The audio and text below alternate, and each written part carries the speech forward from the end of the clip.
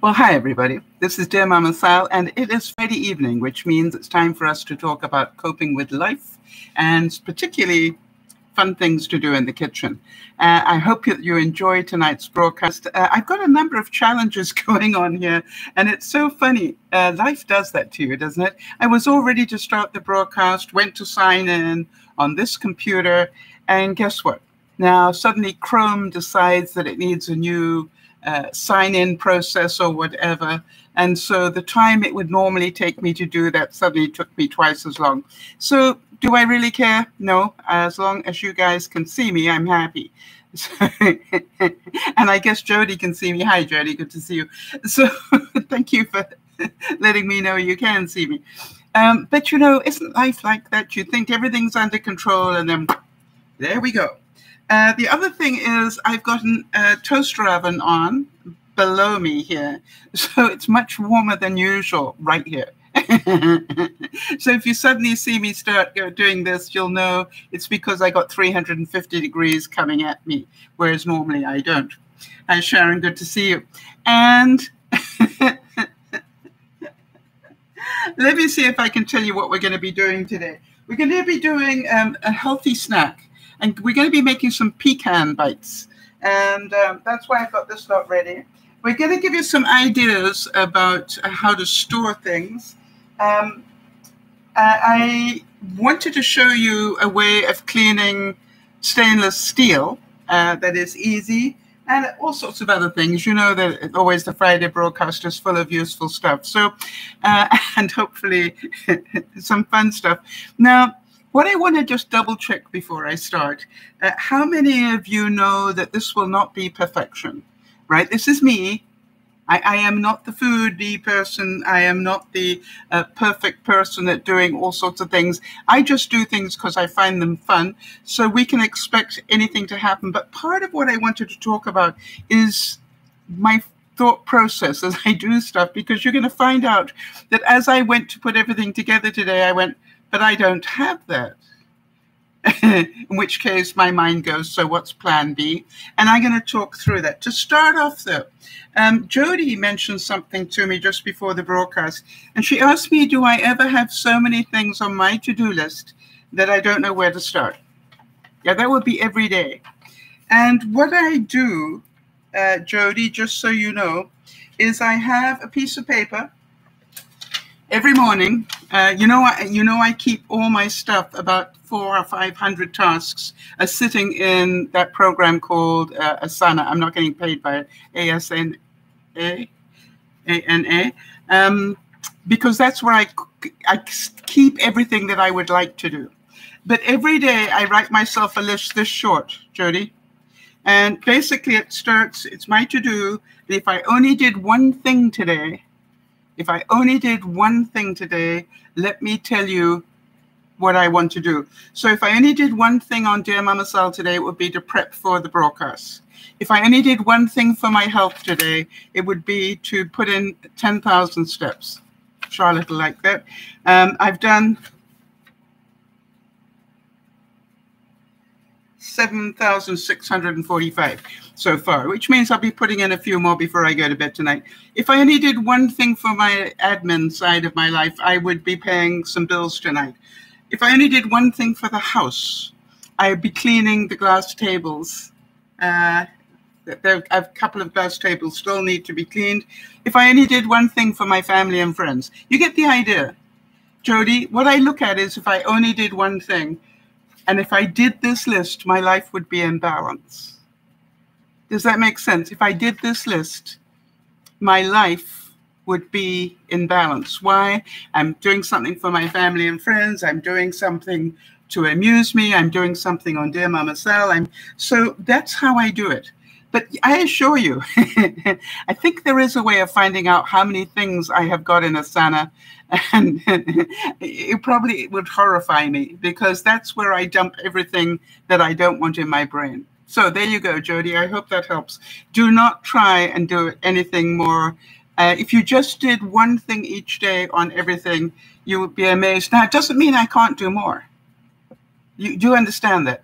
Because on my way between paying the bills and cleaning the tables, you know I'm going to be finding something more fun to do. So, you know, it's like I can do more than that, but that's what I plan to do.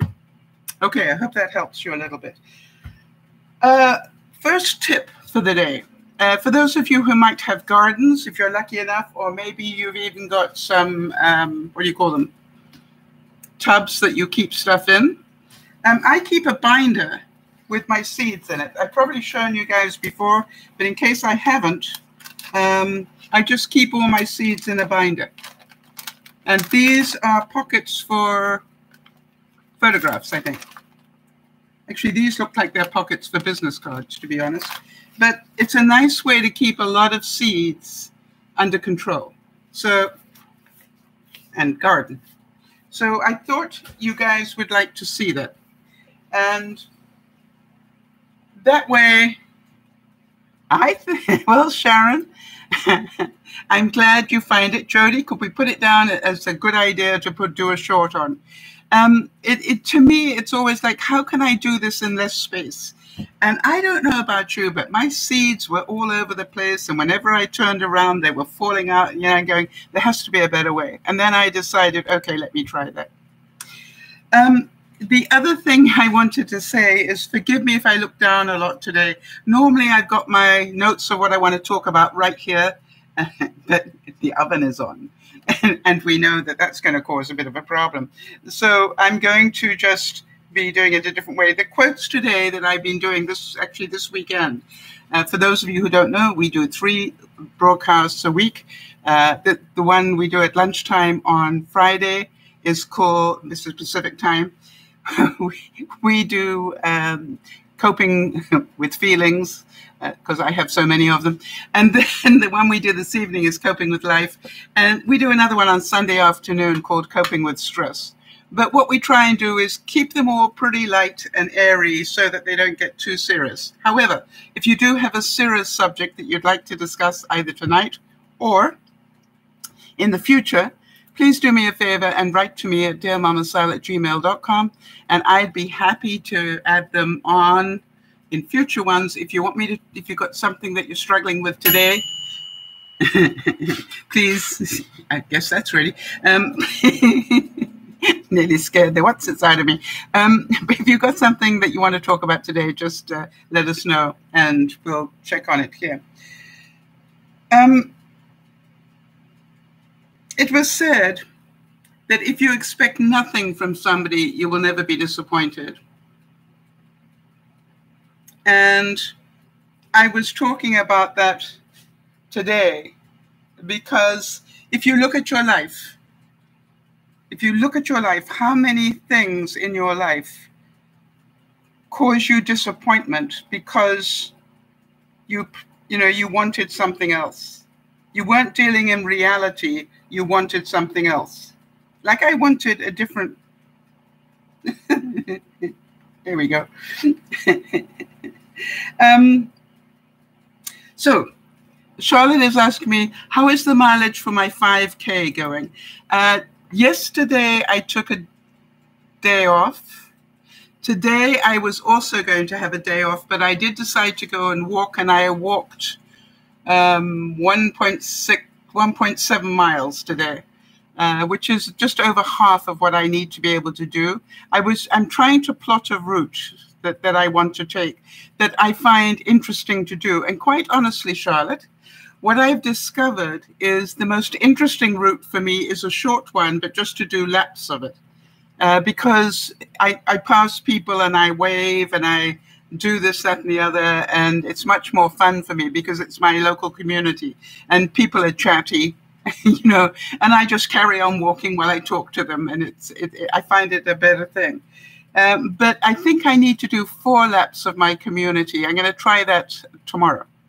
However, I am struggling a bit with my left knee, but I did it anyway, so I was quite proud of my progress. For those of you who don't know,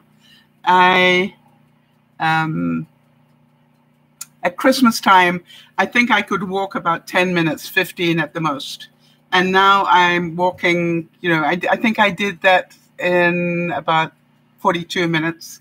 So I think I'm slightly below I think I need to do, if I'm correct in this, Charlotte, I think I need to do 1 mile in,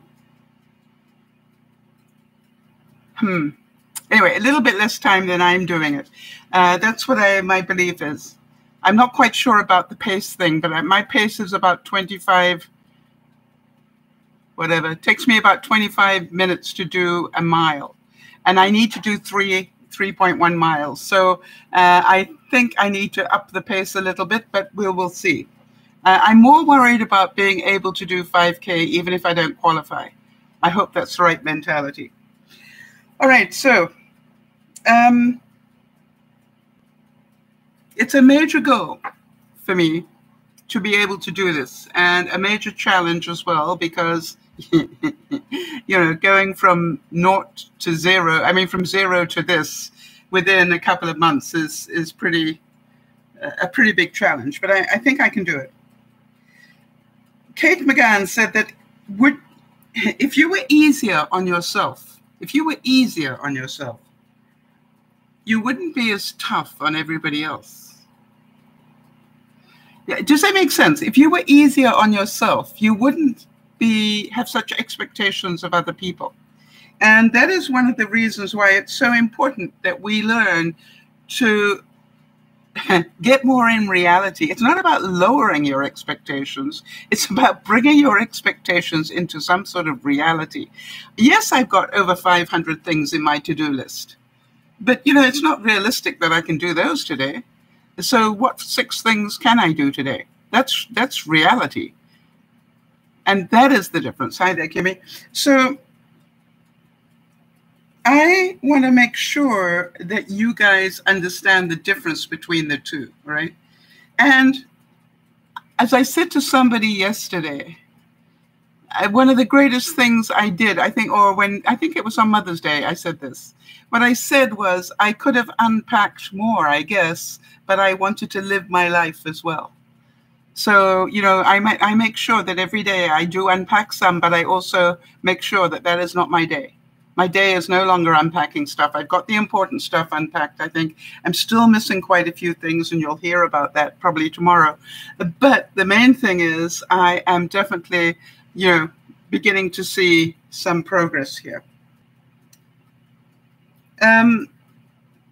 Jody was talking to us about lunchtime, just of those of you who were not here at lunchtime, that she now will possibly not have the operation that she thought she was going to have, but have another one. She thought she was going to have the gastric sleeve operation, where they put a sleeve over your stomach to reduce the size of it. It's now possible she might have a gastric bypass, and she did give me permission to mention that. For those of you who know Jonas, it's his birthday today. Happy birthday, Jonas, if you happen to be around or listening to this later. And also, if you are long enough in the tooth to remember Andy. I believe it's Andy's 21st birthday today. So very happy birthday. Thoughts and prayers for Jeannie. She's still struggling with kidney stones and still waiting to find out if she has to go to hospital. She was on the lunchtime broadcast, so that was good. And how about this one? George Stewart said, the trouble you're expecting never happens. It's always something that sneaks up from behind. How many of you relate to that? You sort of go, well, I did not expect to be cleaning near my toilet this week, and suddenly there was water spraying up at me. I did not expect that. I was just quickly trying to clean around the toilet, and I'm going, what the heck happened there? Well, guess what? There was a connection that was just holding on by a little bit, apparently. And when I touched it and I cleaned around there, I just managed to loosen that last little bit that created the leak. This is of my newly installed bathroom. I did not expect that, no. Right, now then, about reuse and recycle, and, find things that are good. How many of you are craft people? I think quite a few of you are. And if I were to ask you to take a guess, how many bits of ribbon do you think you have in your life? Now, I've got boxes of them back in the shed that I haven't got to yet, but I've got boxes of them somewhere. And so I'm always looking for good ideas. And I thought I'd show you, I want to find out, first of all, for those of you who might have about less than a dozen, nothing. You see, Kim has no ribbon at all. Are you a creative person? Probably not then if you don't have any ribbon, but I could be wrong. Because, yeah, Jody's going, a bin full. Yes, so this is what I want to show you, but depending on how much ribbon you've got, just make an adjustment, all right? This is for Jody's benefit, anybody who's got more than a couple of dozen bits of ribbon. Maybe get yourself a waste paper basket like this with holes in it. And I don't know if you can see this, but what I've got is this could be a dowel, just a piece of wood going through. And on that, if I can get this out. Okay, you can probably imagine it. I can show you. And on that, I've got a couple of spools of ribbon. Now, that would fit at least 4 or 5, probably 5 or 6 if they were, you know, small ones. But then you can feed the ribbon out the side like this. All right? And you can have the lid closed so the dust doesn't. Yeah, Jody, I like it as well. Now, if you've only got about a dozen, I would get one of those smaller baskets at your dollar store. Because if you think about it, not only can you have this row, but you've got another row at the back here. So the next row you can go down and then feed the ribbon off this level. And, you know, you can fit an awful lot of ribbon and keep it neatly stored. And you'll always know what you need because you can see it. And I don't know about you. I'm sorry that I could only find 2 bits of ribbon because I haven't unpacked it yet. But I think you get the idea. Now, if you've only got a couple, maybe less than a dozen, buy one of those smaller boxes, as I said, from your dollar store, or reuse something you've already got. Good idea? I hope so. I certainly think it is. All right, the next thing. For those of you who might have an adjustable bed, this is about around the house now. For those of you who might have an adjustable bed, I found a really, you know, I did this by accident this week. I was changing my sheets and, you know, leaning down and getting the sheets and the bottom sheet on and everything like that, you know, it's hard on my back. And so then you know what I'm like. I'm going, so what's plan B, Sal? If that is difficult, what are you going to do about it? And I went, wait a minute, I've got an adjustable bed. And I got the clicker and I went, and I lifted the feet of the, you know, the bottom part of the bed up. So it came to my waist level and I put the fitted sheet on there and then I dropped it back down again and I went to the head of the bed and brought the head up, and guess what? No straining, no difficulty in fitting the sheet on there or anything. It just went beautifully, and then just put it flat again when I'd finished. Good idea? I won't be doing it the hard way anymore.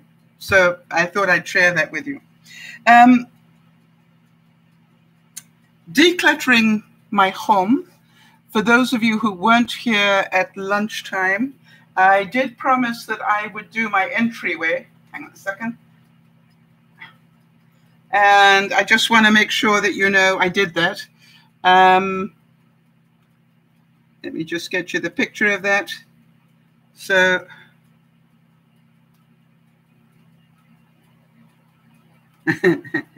this was the clutter. This was the table in my entryway with all the clutter on it. And then I tidied it up and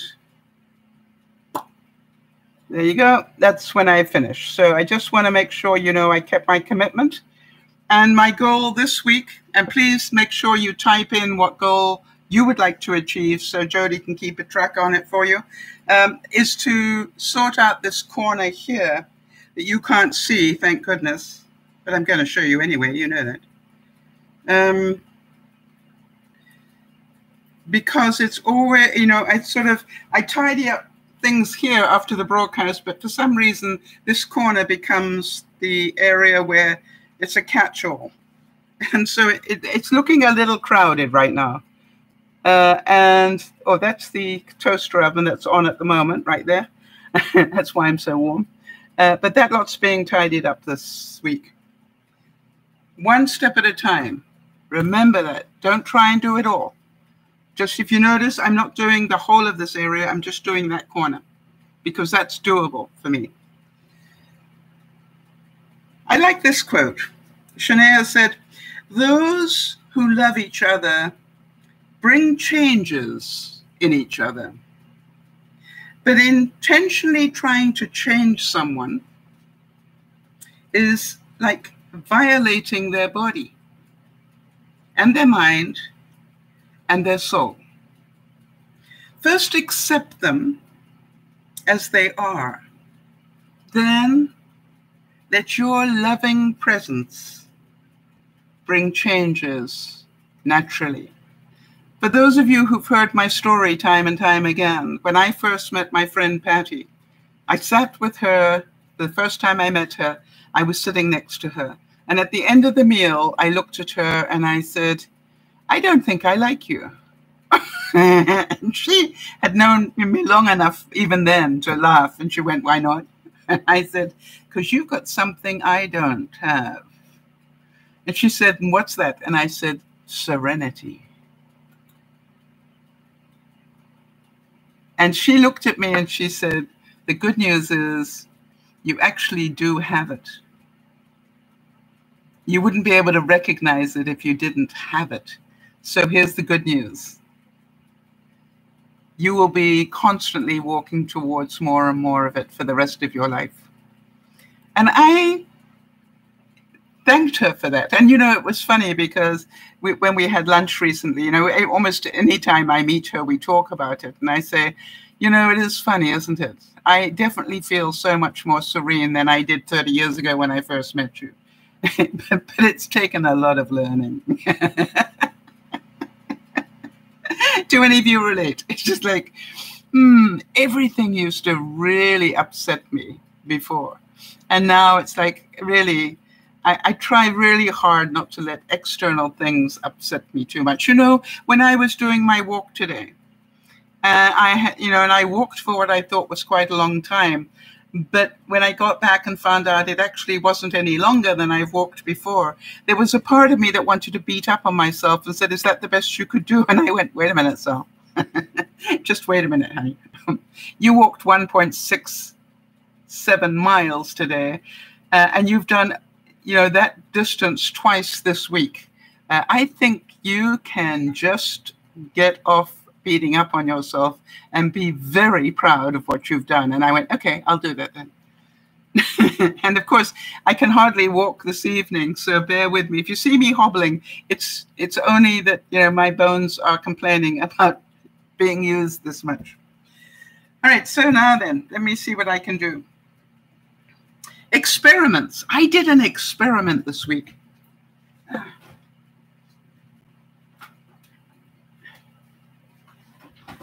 And again, for those of you who are not regular viewers, you have to understand my joy in life is doing things that I wonder if they will work. It's not about the perfect recipe. It is not about anything other than, I wonder if that would work. So here's what I did. I took some eggs that didn't have Wednesday written on them.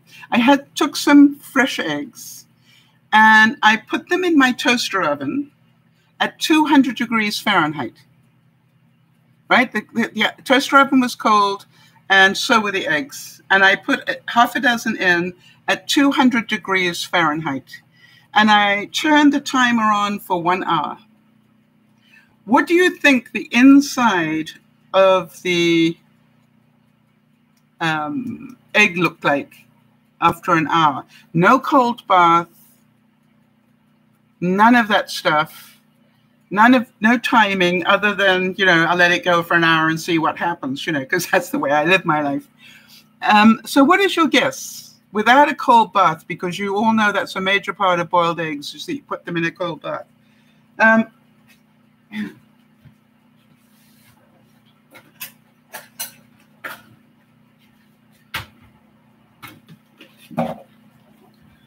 So, any judgment on that? Anybody got an idea?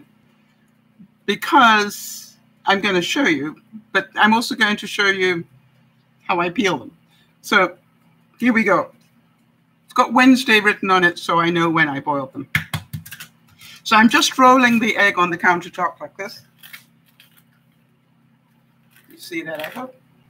So I got the center section crumbly, and then I'm just going to put a spoon in. I normally use a smaller one, apparently.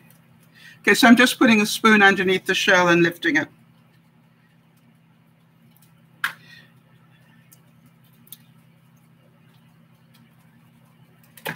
See that? It's how. Why didn't I learn this trick years ago? I didn't. I'm happy to have it now. Okay, so anybody want to take a guess? Yeah, Jody's saying I've only done the cold water bath one. Yeah, the ice water. Okay, here we go. I'm going to show you.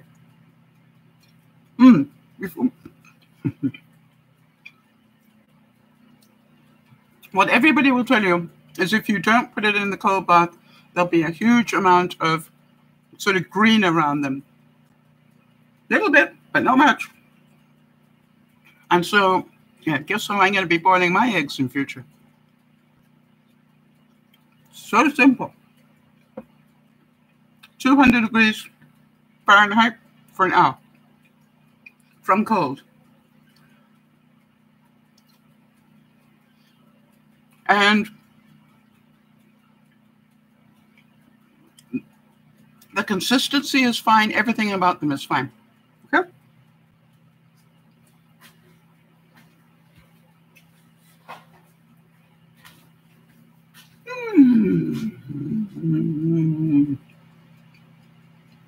I still want to talk with my mouth full, but my mother, long gone, long gone,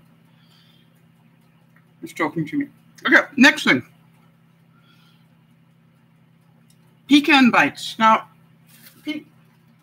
pecans, what's the difference between a pecan and a walnut? They're very similar, aren't they? Anyway, pecans are slightly different. Okay, that's a pecan. Very tasty, very good for you.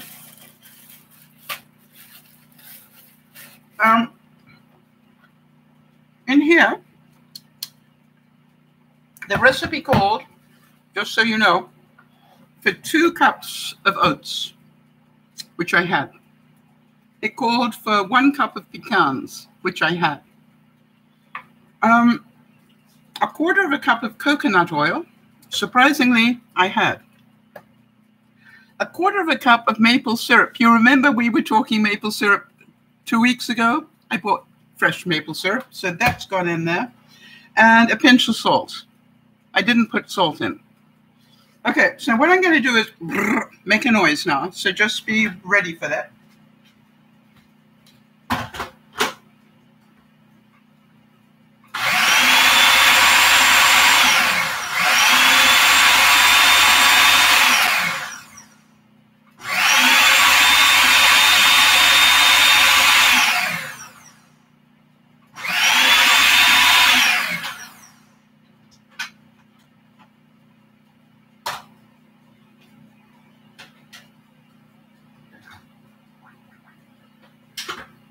And what I've got is a very healthy looking crumble.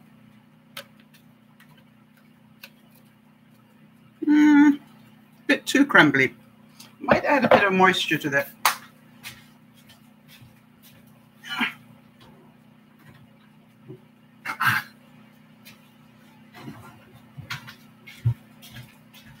And I'm pretty sure that's a little too crumbly. So I'm just going to put that back in there and just add a little water to it. Yeah.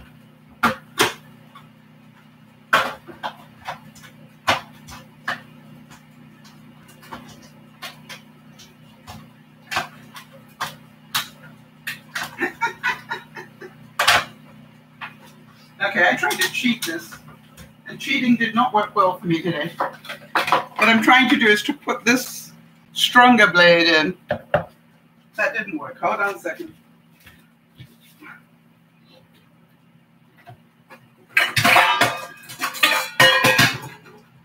Let's do it the slower way. There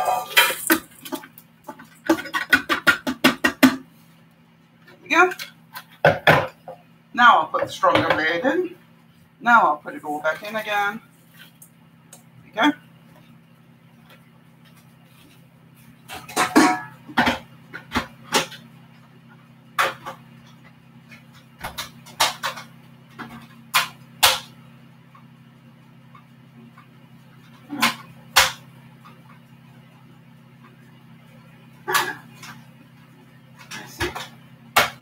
Why don't you want to work today?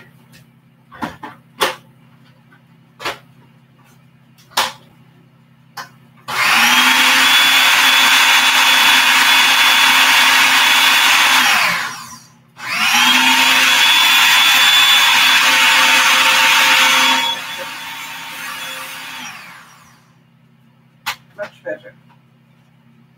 Okay, that there. We will take the dangerous blade out right now. There we go. And now what it says is we're just going to line a couple of cupcakes with it, that mixture.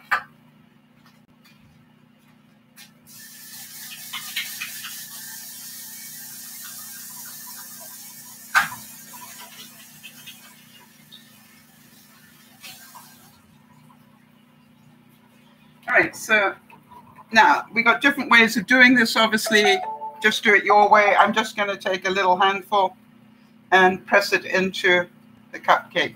Yeah. What I wanted is this sort of consistency, so it held together. Okay, and I'm just going to mud pie time, people. You know I love that. I'm just going to press it in to the cupcake like that. Take another little ball. Put it into the cupcake line, I think. So it's just a muffin tray that I'm using. So just going to put that in like that. Very messy on the hands, people. No, it's not very messy on the hands at all. Okay, so here we go.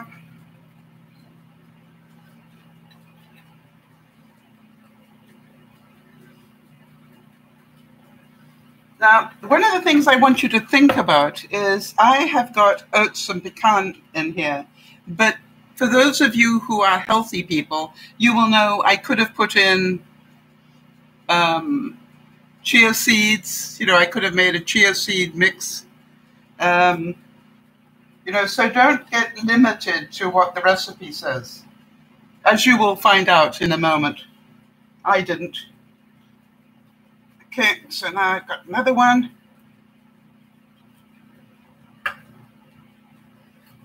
Go. And another one.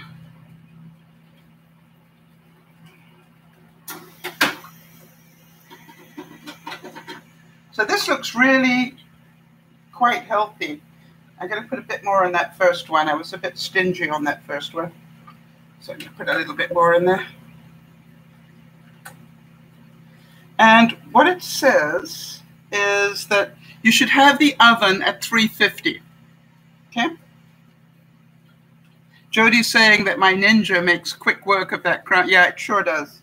I have not regretted getting that Ninja. All right, so there we go. That's a bit better. So nothing too perfect about them. I've just tucked them in there, people. You know, it's me. And I've got some left over for later in the week. But what I'm going to do is put this in at 350. And it's set for about 9 to 12 minutes, I believe.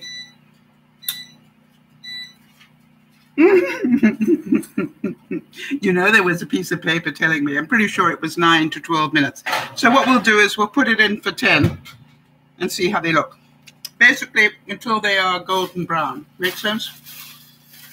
Pretty easy so far. Now then, the next part of the recipe called for the filling. And in the filling, it said 1 cup of pitted dates. I think they're called marjoram. Now, Jody will know. She's an expert at these sort of things. But I actually did have some. Surprise, surprise. But I didn't have a full cup. So guess what? I went, what else could go in there and be equally good for me? Dates. So I did half a cup I did half a cup of dates and half a cup of prunes, pitted prunes, you know, that haven't got the stones in them. I put that in. It then called for 6 tablespoons of almond milk. Well, guess who didn't have almond milk this week? And I always do. And I went, okay, what's almond milk, people? It's a liquid. They need a liquid in there. So I said, what have I got? Well, I had 2%, 1%, skim milk powder, and coconut milk. Which one would you put in? I thought coconut milk would go beautifully with this. So I made up a little bit of coconut milk, and that went in. This is all in here. Half a teaspoon of vanilla, pinch of salt, and what they called for was some pecans to put on as decorations. All right, so got plenty of those. Got it? So I'm just going to make a noise with this for a second.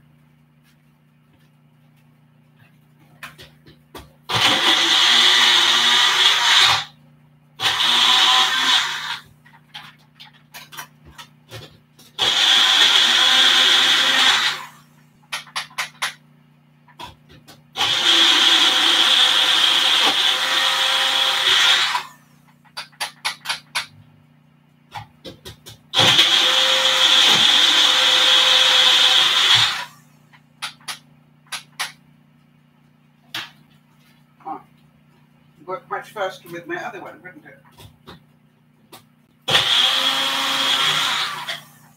Never mind, not about perfection. How's it looking? Oh, it's looking pretty good. I just realized I probably shouldn't have put them in just yet. Plan B, people, plan B. Take those out of the oven because we need to put the filling in. Again, this is not about perfection. So,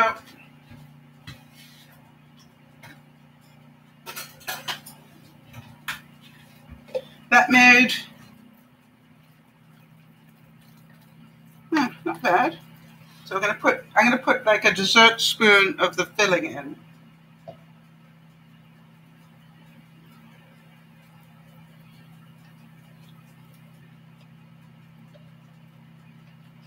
Or try to. And I'm sort of squishing it down.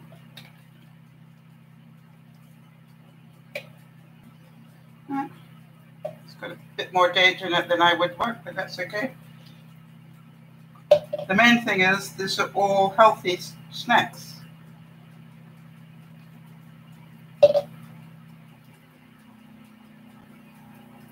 Oops.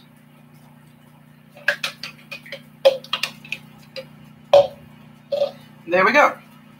Now again,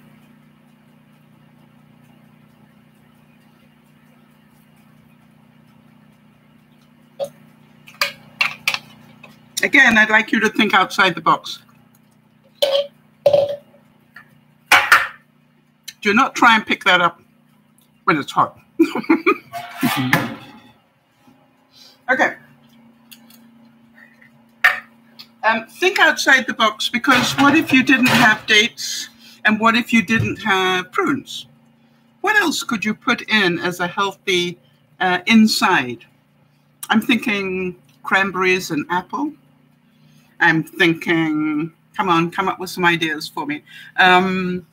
Raisins would be nice in there, with raisins and coconut.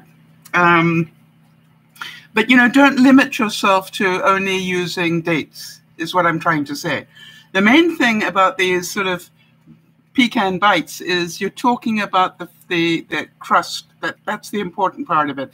What you fill it with is half the fun. So the idea is that it's really easy to do.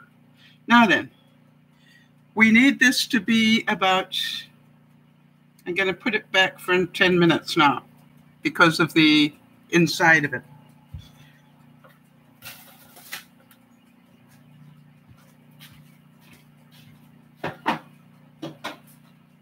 Now, whilst that is cooking, I want to show you something else.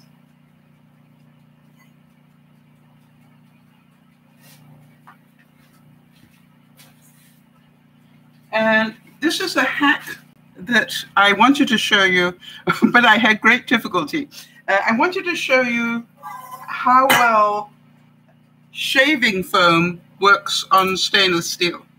My problem was, it doesn't matter that this stainless steel pan is old, it doesn't look it, right? And, you know, contrary to what everybody says, this has gone in the dishwasher more times than you want to think about.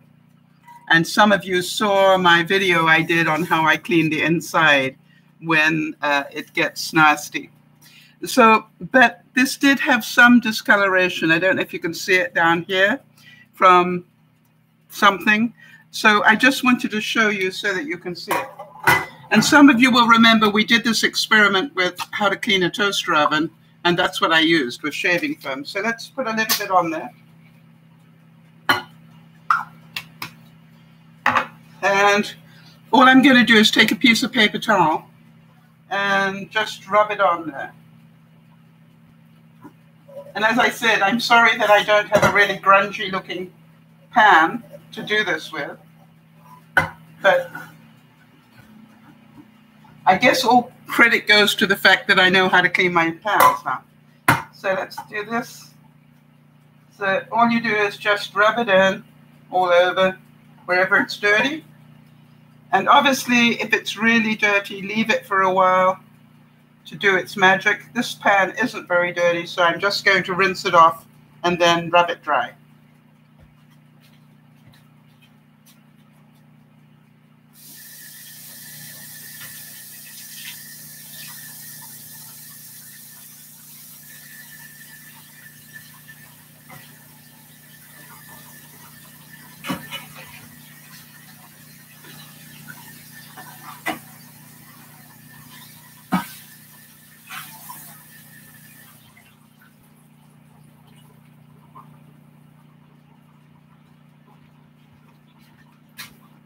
I love making a mess.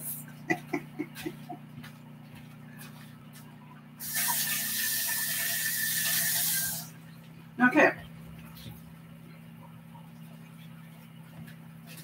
And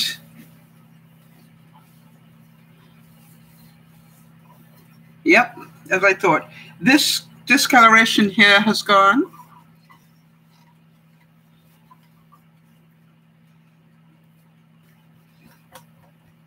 Just going to buff that up a bit, and I think you'd agree that's a pretty clean looking pan. What do you think? So I certainly would not be embarrassed to have that hanging up somewhere. Don't get blinded by the wonderfulness of it. Isn't that amazing? So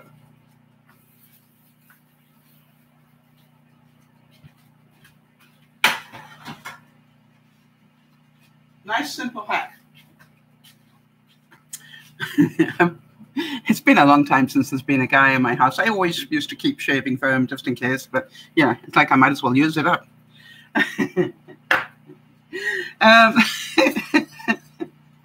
Yeah, really. You know, that's what went through my mind when I opened it up and I went, looks like it's been a while. Be grateful, people. You know, my life would be chaos. So that is that one. Anybody like that idea?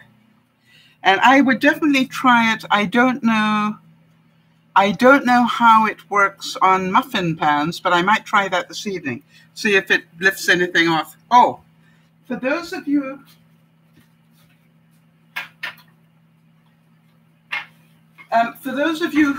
and I don't get paid by these people, who saw me demonstrate this stuff, the Dawn Power Wash. I've emptied the bottle. Now, you know, I don't like built-in obsolescence. I don't like it when I have to pay money for stuff to refill. So all I did was I took the top of it, which was remarkably easy, as you can see. I put some Dawn in it, which I have, and I put some baking soda in it, about 2 teaspoons, put the lid back on, like that, and guess what?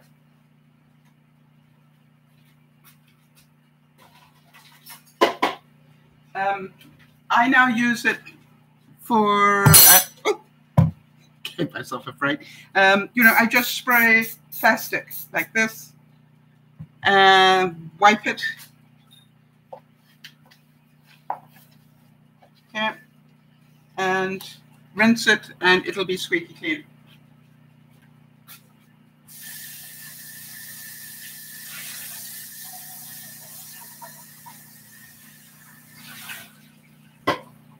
And so if any of you want to know, can I refill it? Yes, and you don't have to buy anything. Well, unless you don't have Dawn already. So there you go. And that's a clean container. Very quick, very simple, and definitely easy enough to do. What's next on my list? Oh, going back a step. You remember I said if you've only got a few ribbon, you know, spools of ribbon, maybe you've got 6 or so, consider getting a paper towel holder, one with a slightly thinner center to it than this that you can get, and just put your ribbon on a paper towel holder. Can you understand that that would be an amazing containment of ribbon, and you could see exactly what there is. If you were worried about it getting dusty, you could just cover it in a plastic bag. But the truth is, that would hold ribbon really well, especially when you're getting close to Christmas and you're going to want to have it out and about and use it regularly. So just use a paper towel holder. Great. Now then.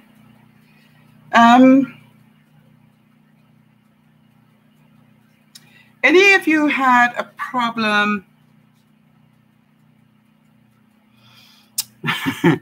I was going to do a fun trick for you today. And what I wanted to do was to make some fun decorations for these pecan bites. Because when they finish cooking now, I'm going to let them cool. And then obviously I'm going to put a pecan on them. And I thought, what about some chocolate on them as well? Chocolate's good for you. But I had some chocolate left over in a mason jar. But what I'd forgotten is I also had some score bites in with the chocolate. So when I went to melt the chocolate, it didn't have the consistency I wanted. But hang on one second.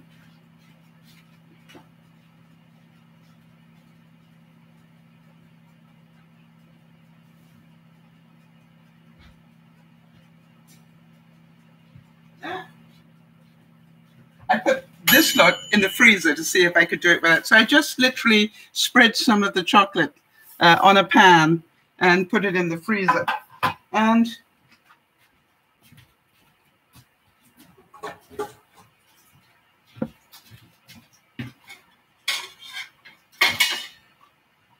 what I wanted to show you, and I don't know if it'll work because I've never done it, but I'm going to try and do it, which is to just literally push that chocolate forward. Okay, and then you've got like, it still feels like toffee, but it's cute. Nice toffee. So I'm just going to make a flower out of it.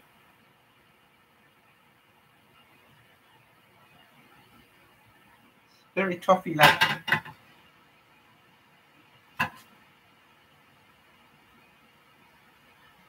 I can do this. So I wasn't scared about the failure of it. I was just wondering whether if I put it in the freezer, would it solidify? And it didn't very much. But who cares, right? What else can I do with it? Apparently, quite a bit.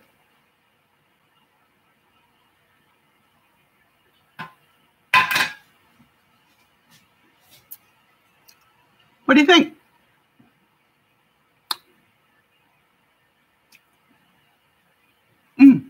Should have put it on the pecan. But then, again, knowing that I've used the wrong chocolate, I was busy going, I've always wanted to make those petals. Have any of you done that, where you put the chocolate over a rolling pin and it makes these beautiful looking petals? Well, it looks easy when they do it. It isn't.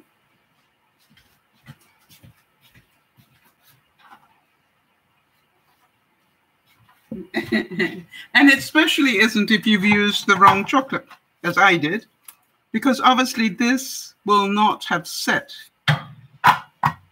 But the problem is this works. If it had been the proper chocolate, this would have worked. But it wasn't the proper chocolate. And so, let's see, can I lift any of it out? Maybe. Yeah. Anyway, but you get the idea, is that you just, what I did was I put the chocolate down, and then with a spoon, I just spread it like that. And so the idea is normally that would have set hard, and then you would have had petals. I'm going to do a little more of these, people, because you know I'm not going to be beaten by a piece of chocolate. Very sadly, I will need to eat this rather than waste it. Half the fun of doing experiments, right? Then I went on to plan C.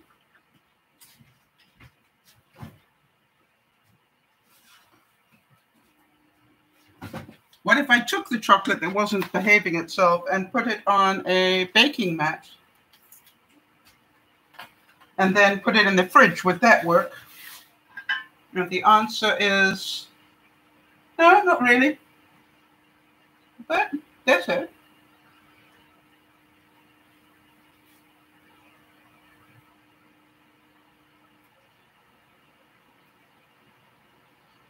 Actually, quite a bit better in some ways. I don't know if you can see, but it's got like little ridges on it, which is what I wanted to make carnations. And so this is like the right idea, so. Not perfect.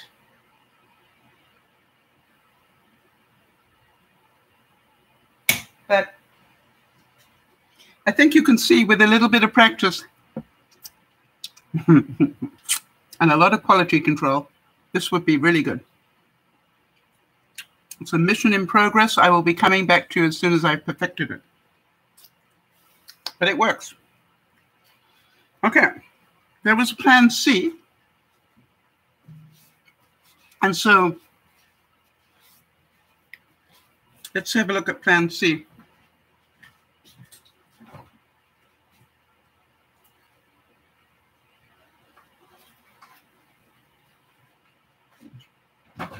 Yeah, I just wanted to show you what they look like when I put them down. All right. So literally, I just put a glob of chocolate and spread it with a spoon so that they came out like that. Now, they would make really beautiful individual pieces of chocolate to put on top. You know, really easy to do. Oh, that looks like it. Maybe by tomorrow, it would have been okay. But you know, this is not going to make it until tomorrow. Now, wait a minute. Wait a minute.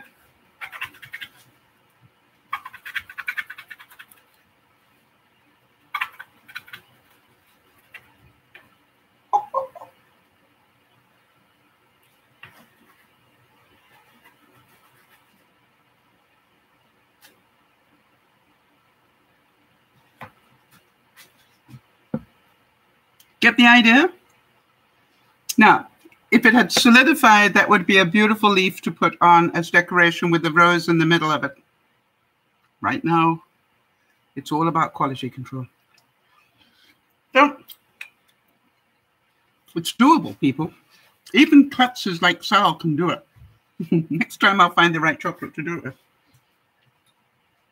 In the meantime, I'm going to put this back in the fridge and see how it is by tomorrow. And if it works and I don't eat it all, I'll show you on Sunday.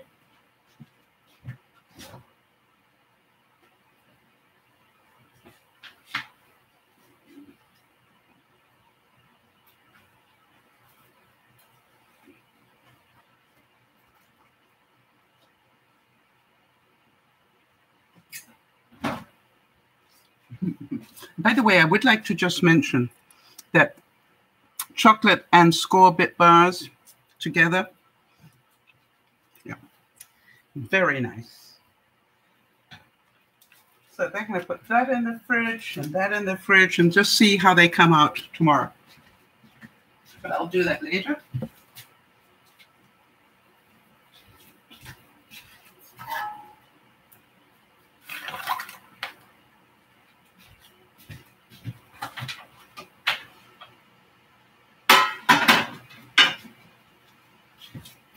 So, any questions about that?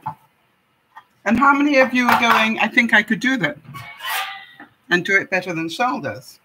If so, then I have been an inspiration. Okay, so these are done for the time that it said, but they don't look golden brown to me. They still look pretty white. So,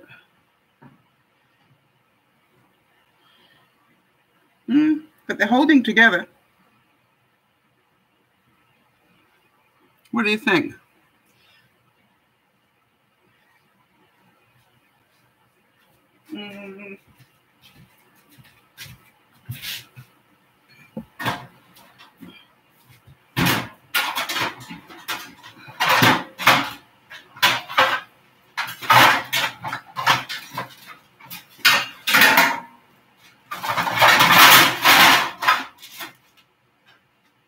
Okay, I'm just going to let them cool and see. Yeah, they're holding together, so that looks pretty good. While I'm just taking these out, I thought I'd give you another quick hint. Have any of you had problem with either these silicone cupcake liners or silicone spatulas getting stained?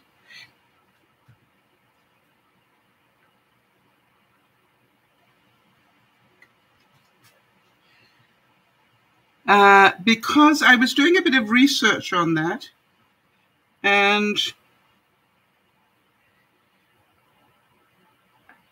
depending on the amount of staining, if it's just a little bit stuff being left on it, Jody, what they recommend is you put them in really hot water, not hot water from a tap, but hot water from a tap plus some boiling water and some good grease cutting soap, you know, like Dawn or something, and let them sit there.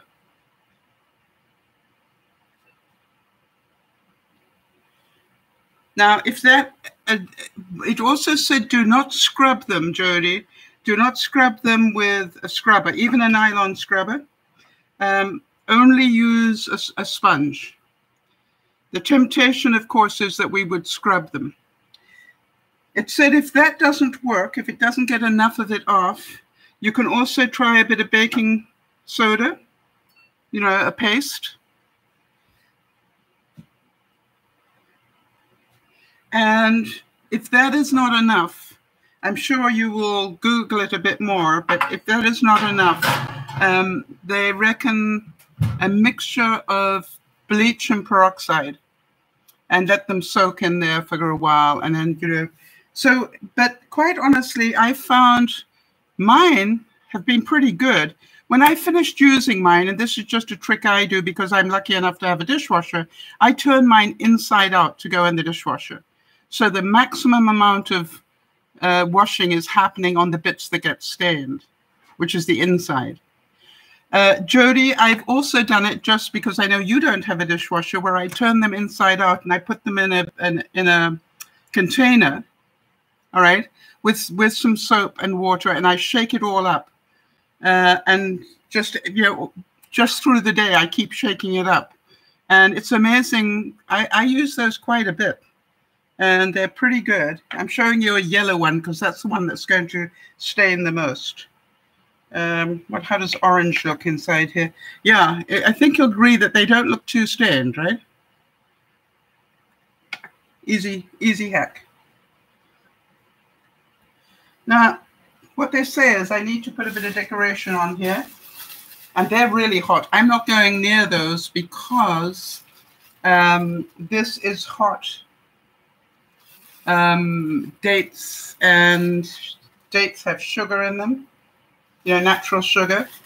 And so I'm not going to go near these until much later this evening and let them really cool down. I just definitely don't want to burn.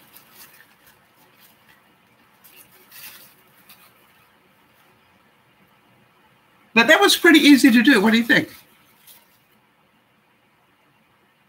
Look even better with those chocolate pieces in the middle.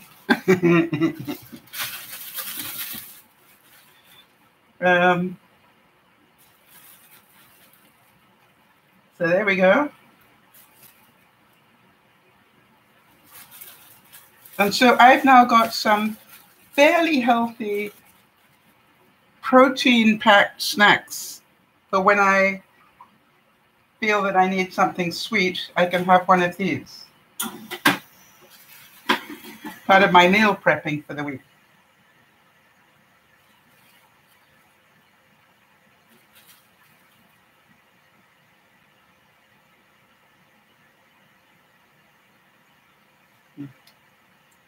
I know we're going to regret doing this. Actually, I just used a bit. That's not too bad. So,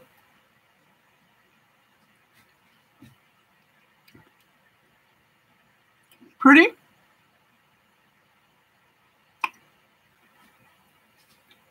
You want me to quality control it, don't you? Okay, hold on a second.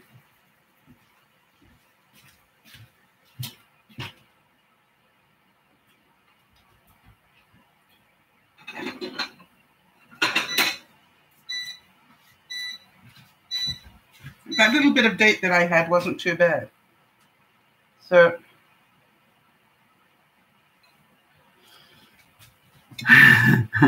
if I scream, you'll know I made a bad decision.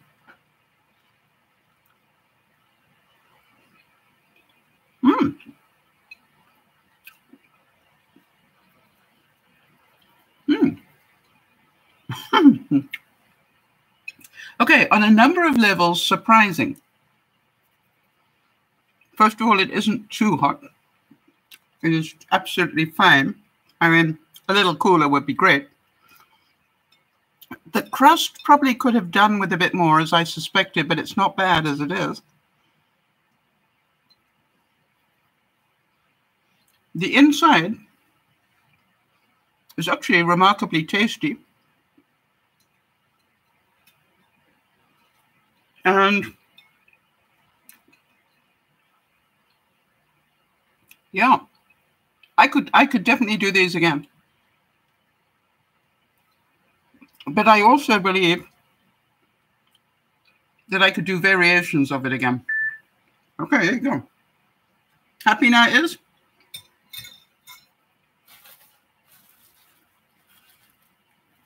Of course, now I've probably got bits all in my teeth, but get over it. So, any questions? Ask me now before I forget.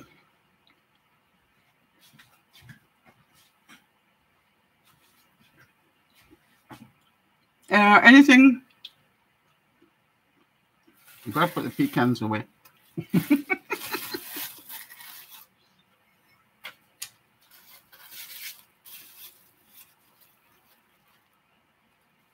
There it is. I know it had a tie to it. Quite honestly, guys, for a healthy snack, that wasn't bad at all. And isn't that what we want? Something that is healthy but not lacking in taste, and that has lots of taste to it. Also, lots of different textures. The crumble, the oats and stuff for the outside actually made a really nice casing for it. I was quite surprised when I went to bite into it. I went, that's not bad at all.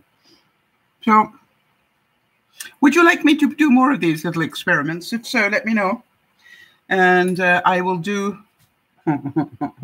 as long as you don't mind that I do the experiment. In other words, I don't want to be the perfect cook, because I don't think that's what we need, is another perfect cook. I think what you need to see is, hey, Sal did a quick experiment and it looked pretty good.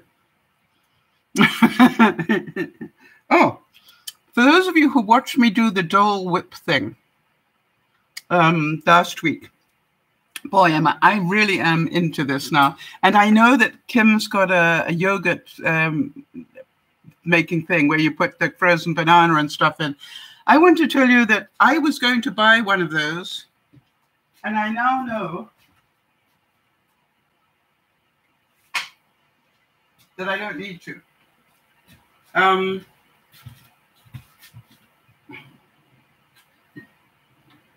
You know, if you've got a processor of any sort, I mean, I've got a Magic Bullet, and I just put frozen banana and some frozen raspberries, done. In terms of the Dole Whip, I've been putting in frozen pineapple.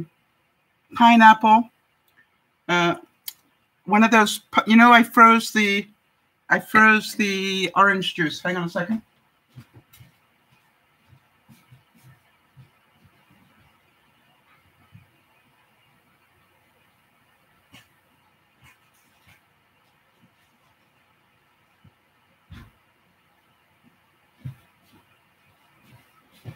So I made these little orange juice pucks of for my, you know, I throw in some fruit. I throw in just a little bit of this orange juice, like this much of the orange juice, and I put that into my smoothies, or if I'm making a whip of some sort.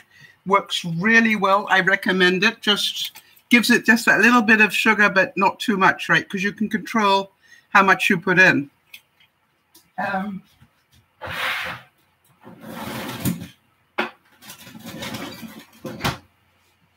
Stay there. So I really, yes, nice portion control. That's what I did it for, because, you know, otherwise I'd just be drinking a lot of orange juice, and I know that's not good for me. Works really well. So the banana worked well with raspberry. The banana works well with, I did it with some yogurt, and I just made, oh, I know what else I've done.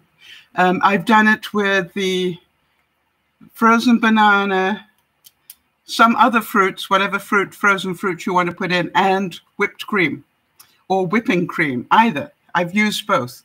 I've either used pure whipping cream and just poured some in and blended it, or I have used, you know, in the can and just blended that up as well.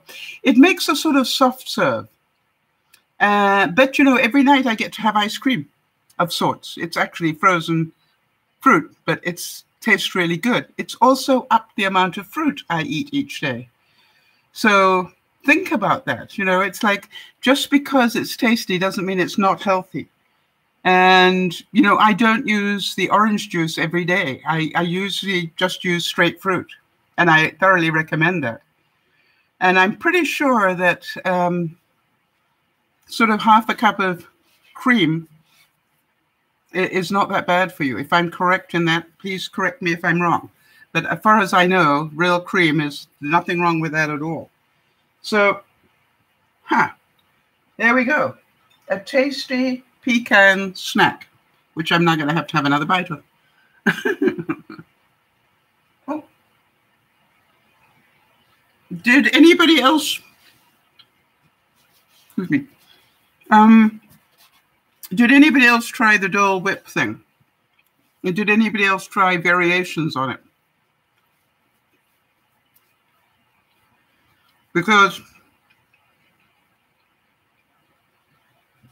As in all things, think outside the box.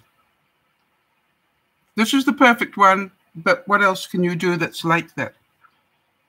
For those of you who weren't here at lunchtime, I want to make sure you understand that Jody is now at the point where she is now down to half a cup of food for breakfast, half a cup for lunch, and 1 cup for dinner. Jody's saying, I tried it with banana. It was great. Yes. I tried it. I did banana and raspberry. Whatever, banana and blueberry is really good as well. And by the way, if it's a little bit too loose, just put it back in the freezer for a little while to firm up a little bit. And you don't need to use, pineapple all the time. All right. But I must admit that the pineapple is really good. I also threw in some coconut and made a pina colada type smoothie out of it one day. I think I've had one of those whips every day since the day that we tried that experiment. So that's the same thing. And as I said, that I made this with oats because that's what the recipe called for. But I'm pretty sure that somebody like Sandy, could make it with chia seeds without too much trouble. I might try that as well. With maybe almond flour and a chia seed would be nice. And so it's just a case of let's get creative. I'm not saying that you've got to eat all healthy food for those of you who don't need to. Some of us need to because of pre-diabetic or diabetic. But, it's just like anything else in life. If you can take one step in the right direction, if you knew that it's okay to have one of those after dinner every day, would you want one? Sharon's saying, I have some mango puree in the freezer. Sounds good. It is good. But the frozen banana is the base to it, Sharon, just so you know. So get some bananas, preferably as they start to over-ripen, chop them up and put them in the freezer so you've got them there all the time. So I want you to know that I've got a really sweet tooth, and you know that eating healthily is extremely difficult for me. But I am surprised how much I'm changing. I have to say that I'm actually surprised how much I'm changing. The same thing as if you had said to me 4 months ago that, by May, Sal, you're going to be walking and prepping yourself for a 5K Vancouver marathon run, walk. I would have just laughed at you. And I look at it and I go, it's the little things. It's making the little changes that I think are going to help me. It's not the big change. I'm finding that something else I wanted to say.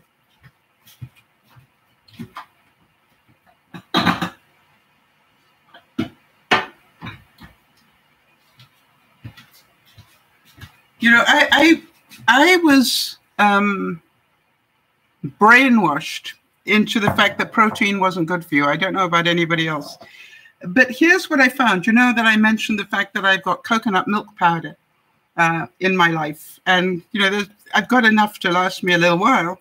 So I'm making more of my smoothies with coconut milk rather than just regular milk. And that also means that I don't have to buy almond milk. You will remember I did a broadcast not so long ago about making oat milk. I don't even bother to make oat milk anymore. What I do is I just put the oats and the water and blend it all up with bananas or whatever and drink it immediately. I don't have to worry. Coconut milk powder. Yes. Hang on a second. It looks like...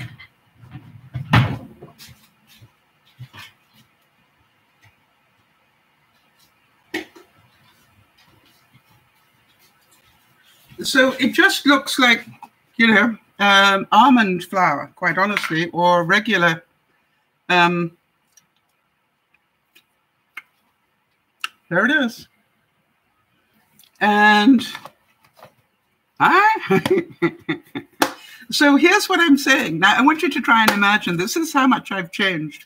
I now stand there in the morning with my container. And I think I've used them all.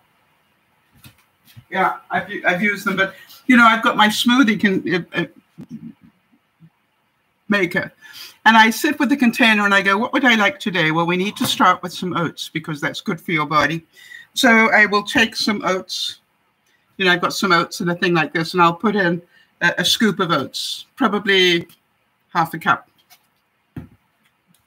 third of a cup, I would say. And then I go, okay, what else have I got? Well, apparently I also had whey powder. Way too good. So I put a teaspoon of that in. Builds muscle, right? Then I've also got, it's amazing the things you find when you're getting healthier. I also had vegetable powder. Did you know you can buy vegetable powder?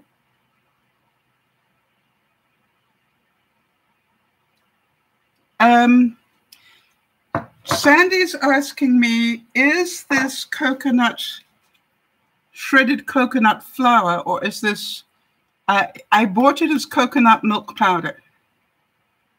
Okay, that's what I want you to say. I'm trying to tell you, Kimmy. So I just take a container, I put in about a third of a cup of oats. I put in a teaspoon of vegetable stuff. I put in a teaspoon of whey powder. And then I will decide what else do I need in here. I obviously don't need almond milk because I'm going to make oat milk by adding fresh water to it. And then I decide, do I want some fruit with this? Because I'm allowed to have fruit with it. And I just, you know, put some on top of there, close it all up, put it in the processor. And boom, I have got a pretty darn healthy meal replacement. And I think, I don't know exactly because I change it up every day, but I don't think it really is that damaging. It's probably about 200 to 300 calories.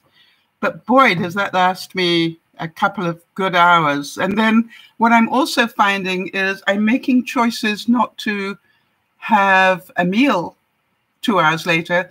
I'm making choices to actually have another shake. Is this making sense to everybody? What I'm changing? So what I'm trying to do today, for example, I did the broadcast. No, whey powder is different. Whey powder is a protein building stuff. I don't know what it is in French. I'd have to look that up or talk to Manon. She'd probably know. But it's what the bodybuilders use, right? If you talk about the bodybuilding mix, they normally have whey powder in it. W-H-E-Y. Whey is protein, yeah.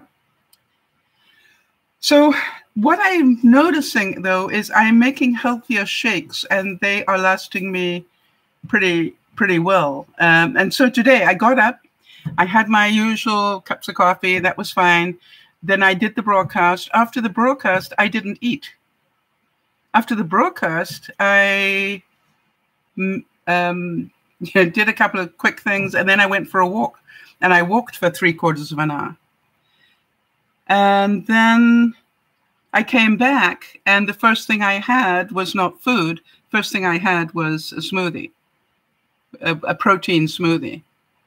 And, you know, the thing is this, that I also look at it and go, I knew I'd be quality controlling chocolate this evening. I mean, you guys know me well enough. There was no way I was going to look that chocolate in the face and not eat it.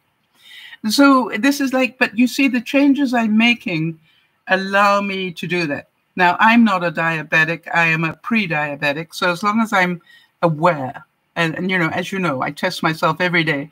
I just want to keep on that sort of, I'm aware of what I'm doing. And if I want to have chocolate with score bits in it this evening, then I know I've got to be pretty well behaved up until that time. The question is, I am not taking bets as to whether there'll be any chocolate left in that fridge in any form whatsoever by the Sunday broadcast. I would not put money on that if I were you. Because you know that resisting chocolate is not my forte. Now, if I'm smart, which I'm not, but if I'm smart, I'd probably pick it up and put it in the freezer and then bring it out on Sunday and have a bit more. That's maybe what I will do. But again, think about the little changes. I did not buy my whey powder in Costco, but I believe it is there and probably pretty cheap. I seem to remember I bought mine at the local Safeway, and I got it. I think I got it in the area where, you know, things like Ensure or what do Boost? What do you call that in the States, Jody? The energy, not the energy drinks, but the meal replacement type drinks. Do you have Boost in the States and Ensure? Nutritional is a very good word. Easy for me to say. Nutritional is a very good, very good word. That's exactly what I was thinking about. And so now what I'm looking at is I can buy these and they're very expensive, or I can choose to make my own nutritional smoothies. And that's what I've started to do. And they're working. I definitely am noticing that I actually enjoy them. And I'm still making bread, but quite honestly, I'm throwing most of my bread away, and that's okay with me. I don't want to feel that I can't have bread if I want some, but I think this week I've literally made and thrown away 3 rolls. You know, I made 3 bread rolls over the course of the last week, and I've thrown them all away because I didn't need them. Costco for the coconut milk powder. Again, I think I bought that in Walmart at the International Food section in Walmart. I think that's where I got it. That's what you've got to think about. Which countries would use coconut milk? So if you go to the international section at Walmart, you know, where they've got East Indian food or where they've got Asian food, Philippine type, you know, all that sort of stuff, you'll probably find it there, and it's pretty much going to be in powder form, because if you think about the people who use it, think about this, Sandy, the people who use it are inclined not to have fridges and freezers. Therefore, they make it in a powdered form, so you can just add water to it. Make sense? But probably cheaper at Costco, but price it out. Now, talking about pricing it out,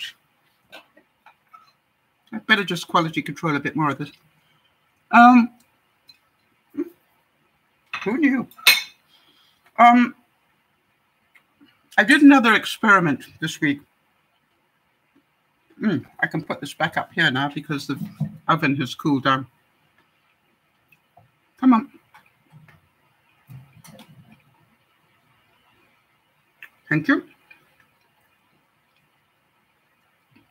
But first, let me read you a quote that I really loved. I think this is the quotes I read today. I like this one almost the best. It said, "Without expectations, we live in the present, not the future.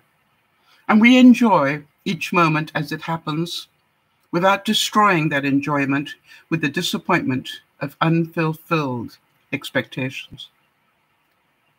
Read it again. Without expectations of people and products and companies, whatever, without expectations, we live in the present, not in the future.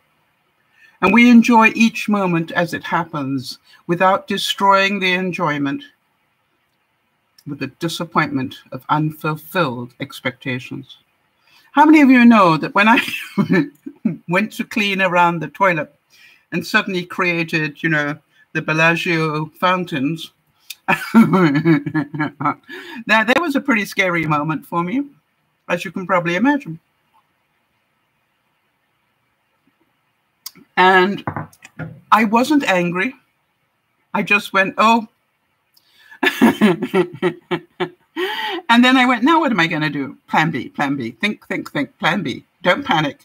Panic's not going to help you. Just make plan B. Turn the water off. I saw a wonderful thing one day where they said, when you know, if you saw a basin in your bathroom, you know, the faucet was on and all the water was flooding all over the floor, and you know, what would you do first? Would you grab the bucket? Would you grab a towel? Would you, and it sort of gave you all sorts of options. And the truth is, if you've got half a brain about you, the first thing you do is turn off the faucet, right? And go to the source of the water and turn that off. And you think, yeah, I should have started with that. So anyway, I've learned that lesson, which is, first of all, can I turn the water off? And luckily, the bit where it was spraying was above the connection. So I just turned off the water below it, and then it stopped the water spraying all over everything. The next thing I did was I wrote to the Renault people, and I wrote them a really nice little email, and it said, I know you don't want to be reading this first thing in the morning, and I was writing it at 11:30 at night, but just to let you know, this is what happened. This is what I tried. This is why I didn't try and fix it, because I didn't want you thinking that I had made the mistake. This is what I did. I turned off the water. And if you could, get somebody out to have a look at it, I would be so appreciative. But also know that it's not critical. I have a second bathroom, which I can use. And I did. So, it's just like, it was inconvenient, but it wasn't the end of my world in any way. And I was sad. And sure enough, when they came to fix it, you'll be amazed. It didn't just take a little bit of doing, tightening up that connection. It took like 2 complete turns to tighten that connection back up again. So this wasn't something I had done. It just was never properly tightened to start with. So I want to find out what I did. First of all, let me go to what would you do? How about this one? For those of us who have feet that get a bit bigger than we like for our shoes, somewhere in my life, I haven't found it yet, but somewhere in my life, I own a long shoe horn. One where I can stand up and put my shoes on. The shoe horn is about this long. And I really recommend it if you happen to be a little bit old and doddery as I am. However, obviously, I have not yet found it in the unpacking, and whether I actually will find it or not is questionable.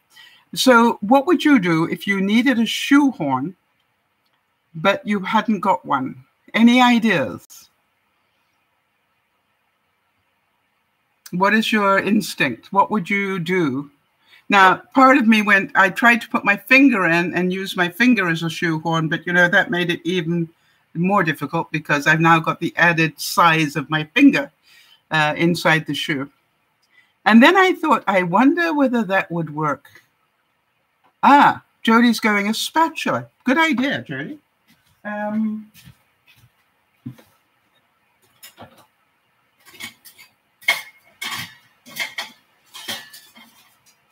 Yeah, so if you've got a flat spatula, a silicone one or whatever, that would work. By the way, so would a spoon.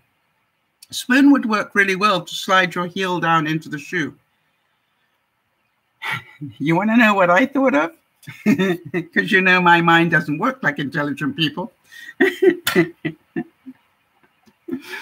I was sitting looking at a credit card and I went, that would work. Why wouldn't that work? It's thin, it's slidey, and it's old, so it doesn't matter if it breaks. It's not the one that I use anymore. And literally, I just put the credit card at the heel section and slid my foot straight in. And it was just like, why didn't I try that many moons ago? It works, people. Try it if you need it. Melissa Ambrosini said, expectations are the fastest way to ruin relationships. Expectations are the fastest way to ruin relationships. Now, I want to find what I did with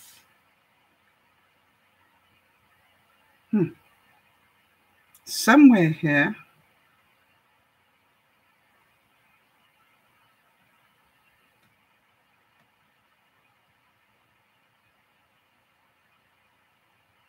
Well, let me tell you about it. And I just used a credit card. Simple as that. Let me tell you what I did this week, and I would encourage you to look at it. Have a look. A large popsicle stick. Yes, I think that would probably work. Half a pipe. If you happen to have half a plastic pipe, that would work too. So keep thinking about it. You know, and always, as you know, my mind goes, what else could I use? I haven't got the right thing, but what would work?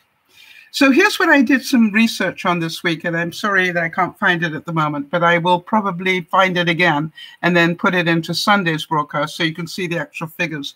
I had a look at what is the difference between buying a punnet of fresh strawberries, which we know are still in season, versus the same weight or the same amount, if you like, of frozen strawberries.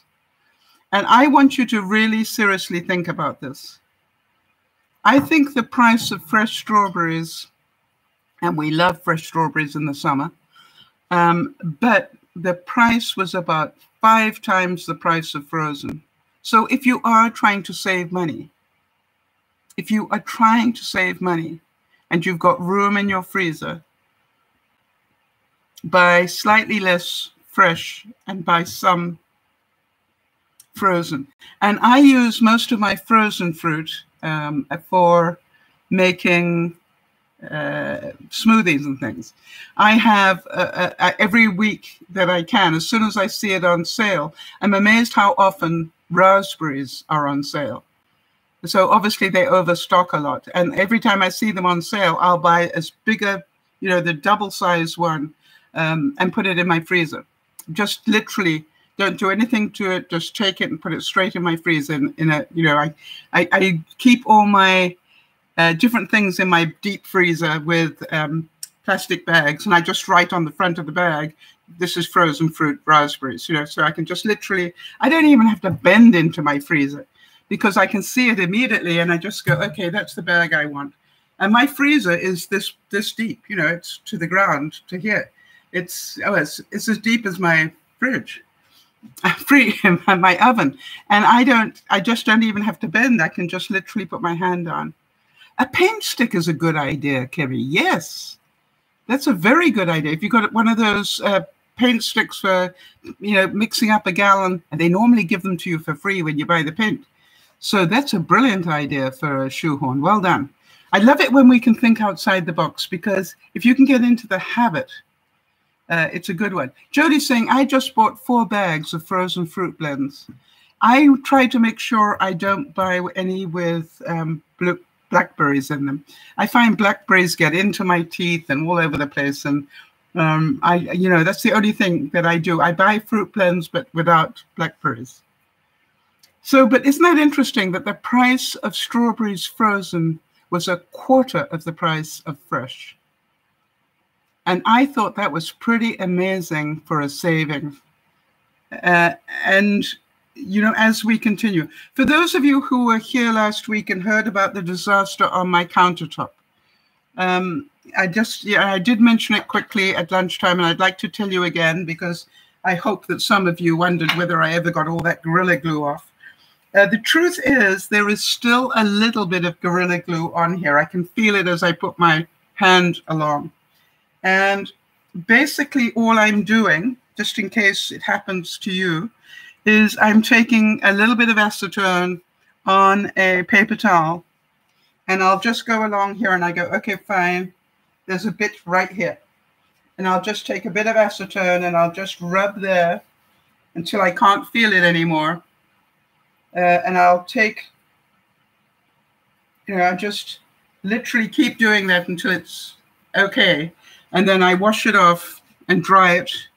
And so far, touch wood, so far the countertop has not been ruined, because you know that was my big fear. Isn't that amazing? When you think how much Gorilla Glue was on there, it's pretty amazing that it wasn't ruined. Don't panic. Did anybody have any fun unboxings this week? I had a pretty quiet week. I must be beginning to settle down a bit because I had a quiet week on unboxing.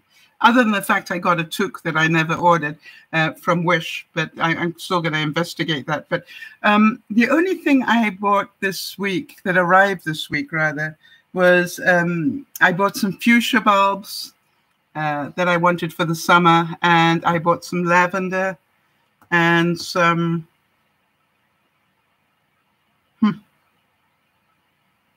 creeping thyme. And I was asking if anybody had experience of creeping thyme. And if you do, nobody at lunchtime had experience. I just wanted to know how many, does it take a lifetime to creep, or does it creep fairly quickly? But I guess I could ask, Uncle Google about that one, right? Hi there, Bernice. Bernice, you missed all sorts of fun things today. So I recommend you catch it on the replay. And it is so funny, after over a year of telling myself that I really should start putting some stuff up on TikTok. I am pleased to report I did. I took the toothpaste. You remember the toothpaste hack that we did? And I got that down to 1 minute, and I put it up on TikTok. And it was just like, I did it. Once you've got one, then obviously I will put another. And the fun part of it is, if I can find it, I just put it up yesterday, and I thought, I wonder if anybody will see it. Because I'm not quite sure how people get to see things. I haven't got it on here. But I think by lunchtime today, let me see what it is now. I know it surprised me. Come on, Sal. Here we go.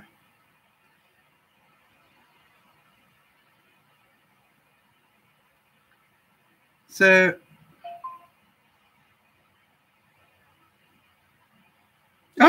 I'm up to 4 followers and 21 likes. Just on the one little video. So to me, that was just like, can I do it? Can I? And as well as I do, half the battle is just getting signed on and becoming somebody who uploads stuff. So I'm proud of myself for doing that. I know that it's taken me a year, but I did have a few things in between. And again, it's another sign to me that my mind is beginning to work again. Does that make sense?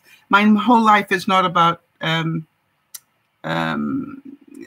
my whole life is not about unpacking anymore. I'm beginning to think to other things. And to me, that is probably one of the most important steps forward for me, which is, for the first time in a year, I'm beginning to say, okay, I want to spend the time and do a bit of editing and do, and get something up. You wish you could have an unboxing.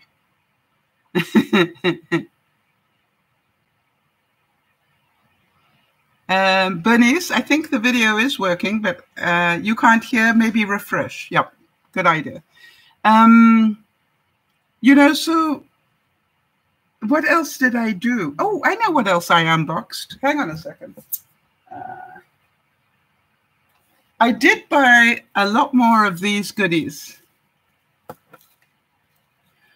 Are they called cubies or something? No, they're water beads. All right.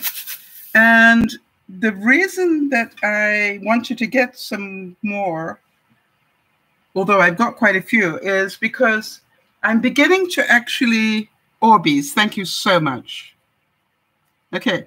I'm beginning to grow things in them because I don't want to be growing in earth inside. I want to grow in something that is not earth. And these ones, these colored ones, are not as big as those. But what I'm doing is I am putting them in with my seedlings. So I start a seedling with just a little bit of earth. And then what I'm doing is, as the seedlings grow, I'm adding these Orbeez to it to hold the seedling up. Hope that makes sense. And for those of you who missed that earlier, the interesting that your hubby said no to those. Do I have a reason why? I certainly had a good reason to say no. For those of you who missed it, I did show the viewers earlier, and I'd like to show you again because it's important. My little indoor garden is actually growing.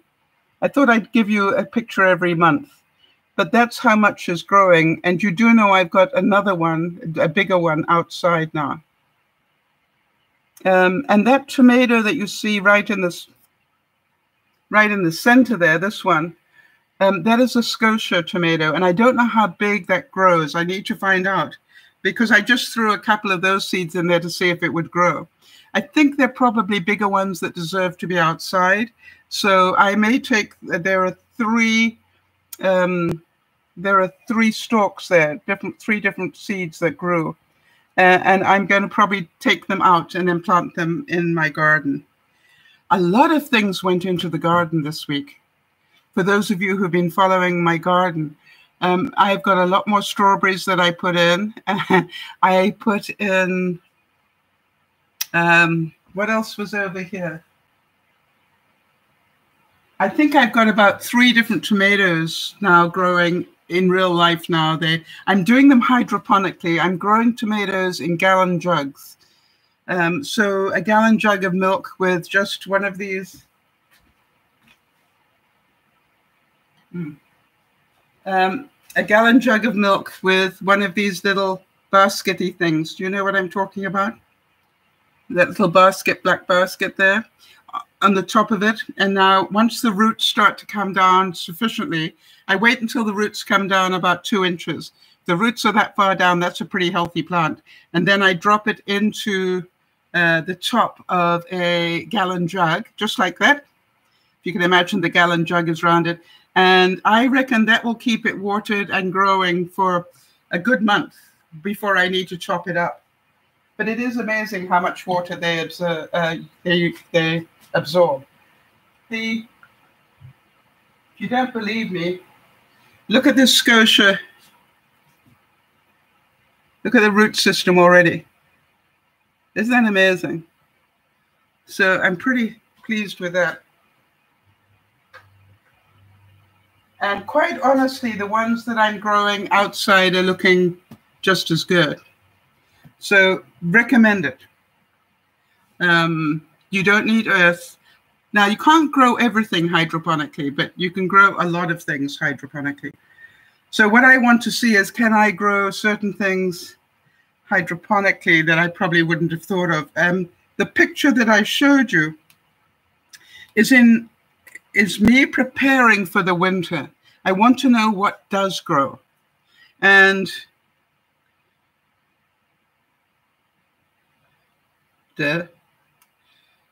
what I found out is, okay, let me see if I can do this. This is dill, no, that's spinach by the look of it. So dill's on this side. I got dill and parsley growing on this side, and they're both doing pretty well. Then I've got the 2 tomato plants growing here. The back one is the original one, and it's really only about 1.5 inches, 2 inches. Whereas the Scotia tomato is up a good 4 or 5 inches now. The spinach is growing nicely in there. And I've also got some kale growing in there. So now that I found out that those things grow well in that system, do you understand? It then helps me go, I can use these all through the winter because I now know I can grow them inside and I can grow them hydroponically. That is just in water. And so I'm quite excited about that. Okay. Bye-bye, Benny. It's good to see you. I've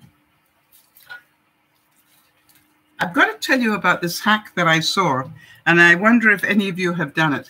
Do you know how to eat pineapple if you haven't got a knife?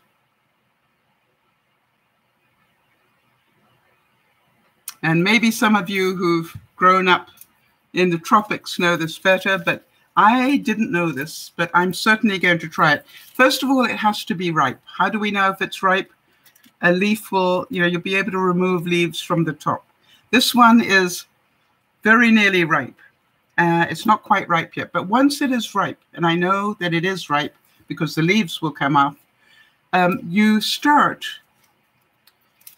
by twisting off the whole of this top section. And if you're Sal, you'll probably pound it, right? Even though she lives in Canada. Anyway, so you twist off, and it obviously takes a bit of strength on that, which I might not be able to do with my arthritis, but worth it. Then what you do is you apparently drop it down onto a hard surface, right? Like this, about 5 times. I'm not doing it very hard because it's not ripe yet, but you literally give it a good bang, yeah, down on a hard surface, about 5 times. Then you turn it on its side and you really put some weight on it and squeeze down and roll it. And once you've done that, this is the amazing thing. Once you've done it, you will be able to remove these little bits. You can just pull one straight out, right? You don't need a knife to cut the pineapple. You just literally pull out one plug and eat it. You know I've got to try that.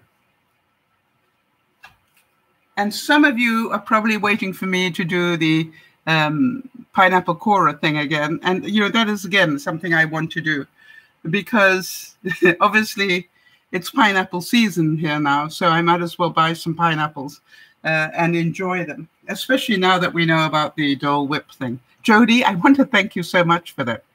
And I'm glad that I have to thank Lionel, because if Lionel hadn't liked it, I guess I wouldn't have looked into it and thought about making it. So please thank the tester. Has Lionel gone for a game yet? It's baseball season. He's a big baseball fan. So just a heads up, we did talk about this at lunchtime, and I want to talk about it again. He just got home. Welcome home, Lionel. I hope you enjoyed the game.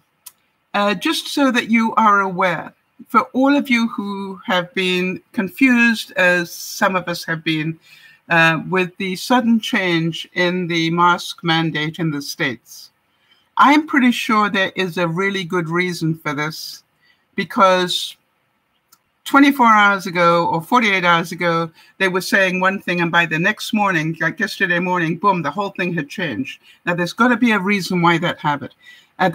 I heard, and I could be wrong on this, but I heard that of all the incidents of COVID transmission, apparently only 2 came from outside transmission. Did you guys know that? It's like the ability of it to be transmitted outside, unless you are face to face with somebody and they are sort of coughing or spitting at you or whatever, the chances of you getting it outside are slim to next to nothing.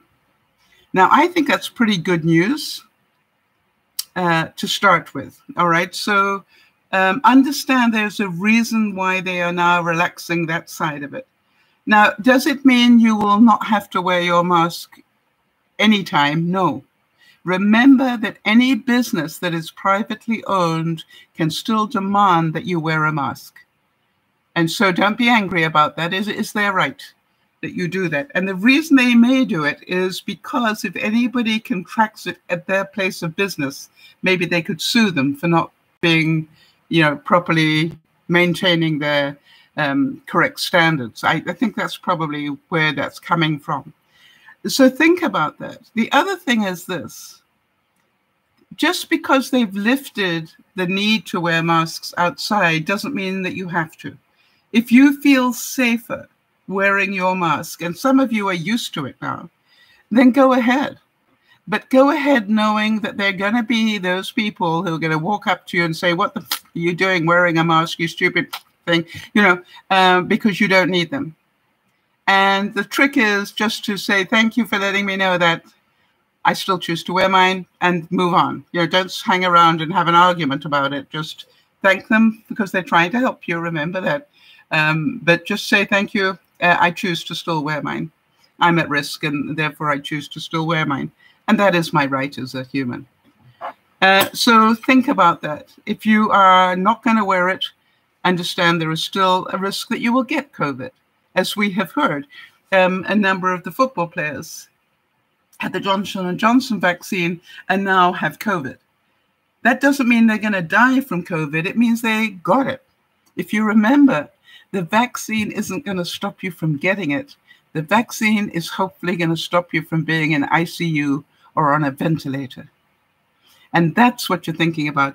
I don't know about you guys, but I sort of like that they've changed the whole focus now into, hey, if you've had your vaccines, this is what you can do. And the rest of you, sorry, you can't do this yet. I think I heard today that the governor of Ohio is offering a $1 million lottery for anybody who's had the vaccine. Right? You can enter into the $1 million lottery, but only if you've had the vaccine. See, that's what they're going to start doing. They're going to start having things that make you go, I really better start having this vaccine now.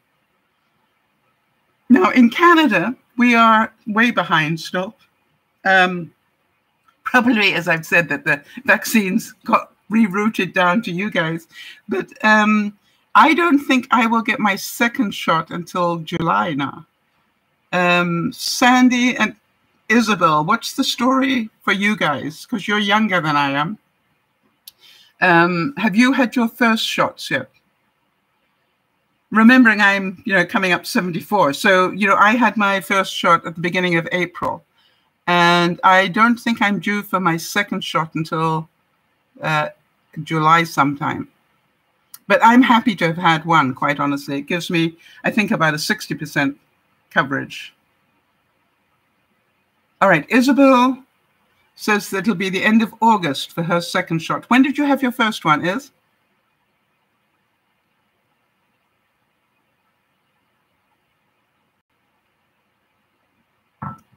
Isabel's also in Canada, but she's East Coast Canada. Or Eastern Canada. I'm Western Canada.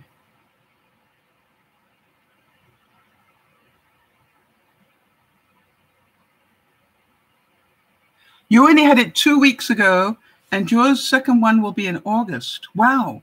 So maybe I will get mine earlier than July. That is awesome. Okay, and Sandy, you don't know when your second one is due, right? You don't know when they're... I haven't received anything to say that I'm... I believe they'll email me when they're ready to give me the second one, if I understood it correctly. Oh, I'll check with Yvonne. Oh, did you have to schedule it? How did you find out when it was scheduled? Sandy?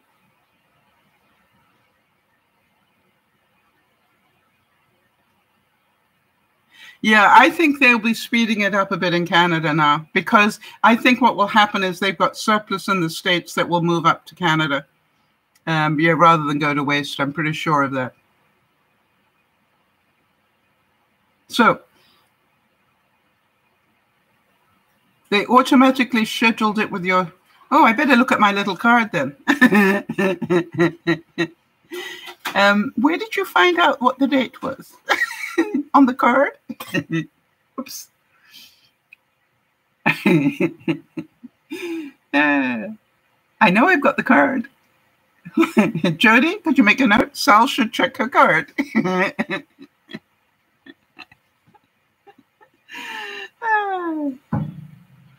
Yes, and Kimmy's saying that she thinks that they're doing this no mask thing to see what's going to happen with the people who have the vaccine. That's interesting. Jody, when you've got an Yvonne in your life, you will understand there are certain things in my life I don't worry too much about, because if there's anybody that's looking after me like a mother hen, it's Yvonne. And she was the one that said to me, Sal, you need to now book to go and have your shot. Thank you, Yvonne.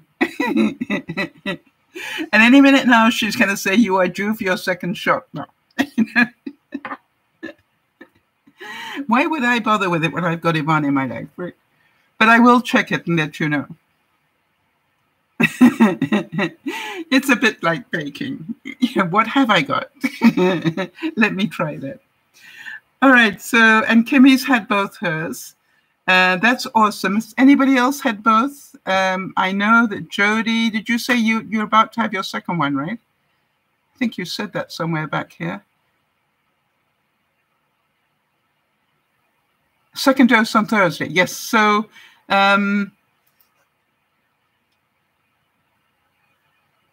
yes. And Sandy's saying, I have friends in Texas who are thriving without masks or vaccines. Aren't they lucky? Aren't they lucky that they're not on the list of people who have died? And that's all I say is that, they should be duly grateful that, that they haven't got it. The only reason I had the vaccine is because I know that I am high risk for something like that. And something as deadly as that, I want whatever protection I can get from it because, I have a history of bronchitis. I have years of smoking to my detriment, all those sort of things that work against me. And so I knew that if I could get a shot, I wanted one, and I will do both to give myself the best chance. I want to stay out of ICU. That's my goal. If I have to get it, that's so be it. Getting it is one thing. Being in ICU is a whole different story. And Sandy's saying, and from what she understands, they don't yet have the variants down there. I want to know why. The reason I say that is because everybody else has. Why hasn't Texas? Interesting. Very interesting, Sandy. It's like I certainly would like to see how many other states don't have any of the variants. Because what I understood was that the variants that they got up here in Canada, we got the UK variant pretty quickly. But then we have a lot of people who have that background. Sandy's saying Florida is a mess, but they don't wear masks either. Yeah. So, it's about, we're going to still hear horror stories and we're still going to have a lot of deaths. But I hear Kimmy's point of view, which is, I think they're seeing, have they reached the point now? And Nevada has the one from India. That's a pretty nasty one as well. Yeah. So, this is where you've got to be really careful because maybe you haven't got the variant today, but it could be in by tomorrow, and as soon as they start opening stuff up, as Kimmy so rightly says, they want to see what's going to happen now. Will the only people who get it now and get it severely still be people who haven't had the vaccine? Will the people with vaccines continue just to have it but not be deathly sick with it? And if so, they will have done a good job. I think that's what we got to look at. Sandy's saying, I guess there isn't a lot of travel to Texas. I think there probably is, but maybe not from India, and for obvious reasons. And so you look at it and go, maybe that's part of it. Let's keep being prepared that anything can happen. We could have yet another wave of this stuff, and it could be even nastier than the ones we've had. The good news is we are well trained now, right? We know what to do. We know how to stay safe. And regardless of what anybody else does, we know that looking after ourselves is our #1 priority. And so let's keep doing that. I hope you've enjoyed today's broadcast. And by the way, what did you enjoy most, for those of you who've been there the whole time? Yes, you see Sandy's saying that where she is, they've gone back down into lockdown. Sandy's in Ontario, so, that's, they're back in serious. Actually, you've been in and out of lockdown a whole lot. It's been really nasty there in Ontario, hasn't it? I saw that Premier, what do you call him? Not President Ford. Your main guy, Prime Minister. No. Your guy. Yeah, I was listening to him on the news yesterday, I think. And I kept thinking to myself, gosh, I've got so many people I know in that area, and it must be so scary to still have so much. You enjoy the experiments, even though they don't necessarily go well. You see, that's what I think as well. It's like, yeah, they do it perfectly over the roller on the ads, but they're using a different chocolate. And so be prepared to practice. And the reason I'm starting now is, we're starting to think about, fun things to do to give people presents. We're going to be entertaining again pretty soon. We're going to be getting close to Christmas again soon. How many of you would like to make chocolates for Christmas this year? It's fun. They're fun to make and people love them. And I must admit that I am starting to save my egg cartons, because I put my chocolates into egg cartons and, paint the egg carton and tie a nice ribbon around it. And they've got homemade chocolates in. And it's a really nice way. The other thing is, if I want to put them in the freezer, they stack really easily. That's like egg cartons are ideal for homemade chocolates. And you can put a little bit of that crinkle cut paper in the bottom if you want to. Makes it look pretty. We're going to have lots of fun with those sort of things. All right, everybody, let me get out of here. How many of you, I asked this at lunchtime, but how many of you think I will make it to doing 5K by the end of the month? I must admit, I sort of scared myself a bit, and I'm going, I've only got to 2/3 of the way so far.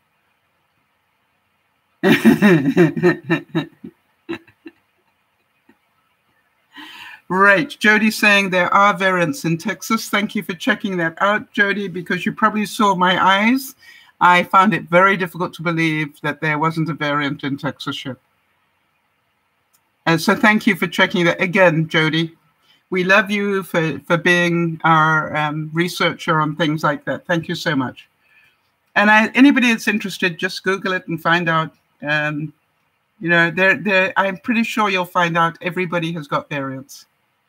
Glad you enjoyed the experiments. I'm glad that you allow me to fail. Do you understand why?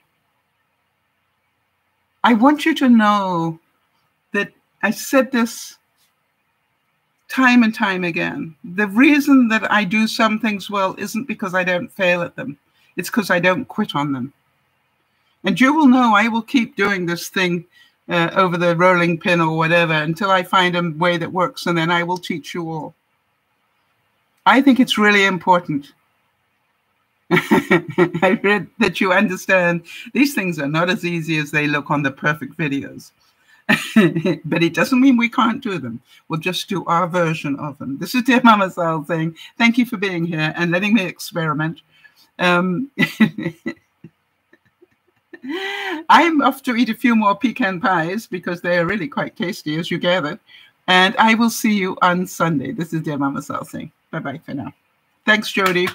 Awesome help.